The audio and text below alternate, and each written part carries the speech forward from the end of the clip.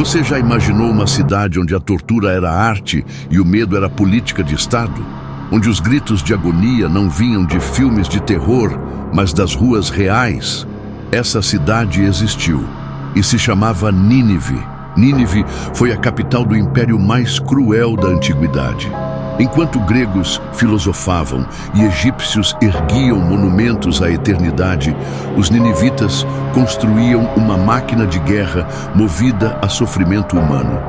Eles não apenas venciam batalhas, eles destruíam almas. Localizada às margens do rio Tigre, onde hoje é o norte do Iraque, Nínive não era só uma cidade, era um símbolo de domínio absoluto. Suas muralhas tinham 15 metros de altura e eram tão largas que carruagens podiam correr sobre elas.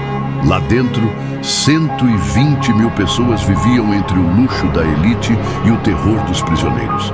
A justiça era sinônimo de punição. E punição, em Nínive, significava dor lenta, pública e meticulosamente calculada. Os reis ninivitas, como Senaqueribe e Assurbanipal, documentavam suas próprias atrocidades com orgulho. Em relevos nos palácios e tábuas de argila, descreviam com detalhes os métodos que usavam para impor medo: esfolamento, empalamento, decapitação ritual, tudo registrado, exibido e celebrado. Era uma cultura que não só praticava o mal, ela o eternizava como troféu. Mas por que tamanha crueldade? Porque para os ninivitas, o terror era mais eficaz do que qualquer espada. Cidades se rendiam antes mesmo da luta começar. O medo era a arma secreta e funcionava. E quanto mais brutal a fama, mais portas se abriam sem resistência. A estratégia era simples: mostrar ao mundo que resistir seria inútil. A guerra psicológica foi criada ali. A religião reforçava essa cultura. Assur, o deus deles, era sedento por guerra. Tortura era liturgia. Sacrifício humano era rotina. Os sacerdotes acreditavam que os gritos das vítimas alimentavam os deuses. E quanto mais alto, melhor. O sangue não era só punição, era adoração, era oferta viva, um culto à dor. Mas aí vem o paradoxo. No meio dessa escuridão, florescia uma cultura riquíssima, bibliotecas cheias de conhecimento, jardins suspensos de tirar o fôlego, arte de alto nível.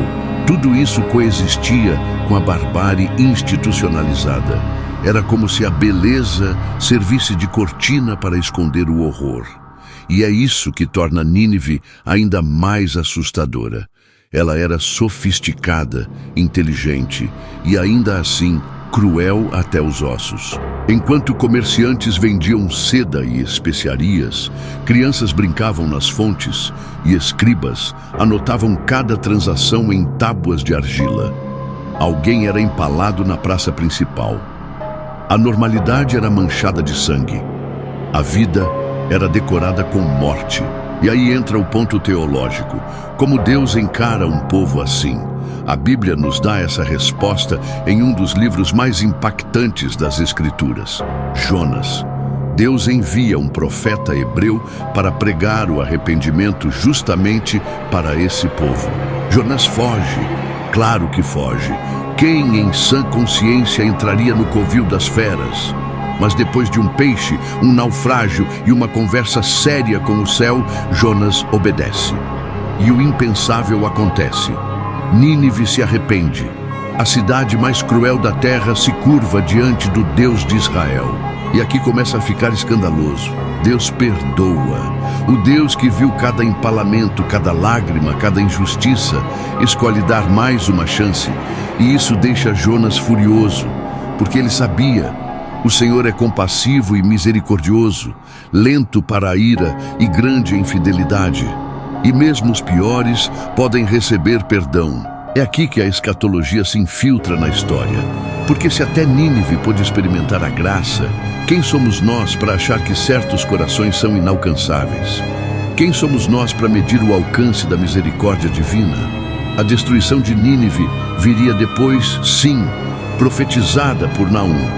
Mas naquele momento, o impossível aconteceu. A misericórdia triunfou sobre o juízo. uma antecipação profética do que Cristo faria na cruz. Perdoar o imperdoável, alcançar o inalcançável, redimir o irredimível. Nínive prova duas verdades escatológicas brutais. Primeiro, que o juízo de Deus é real, inevitável e certeiro. E segundo, que antes dele sempre vem a chance do arrependimento. Sempre. Deus avisa antes de julgar. Deus adverte antes de agir. Até mesmo para os piores. Até mesmo para Nínive. E se Deus teve misericórdia dos ninivitas, Ele pode ter de mim e de você também. Nada, absolutamente nada, é impossível para Deus. Nem mesmo transformar um império do medo em um cenário de milagre. Ele ainda transforma monstros em missionários, verdugos em vasos, cidades caídas em testemunhos vivos. Talvez hoje você esteja cercado por muralhas de dor, vivendo em um ambiente de medo, sentindo que o juízo está prestes a cair.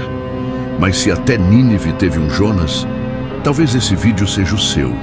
Talvez essa palavra seja seu sinal. Porque Deus ainda chama, ainda avisa, ainda espera, ainda salva.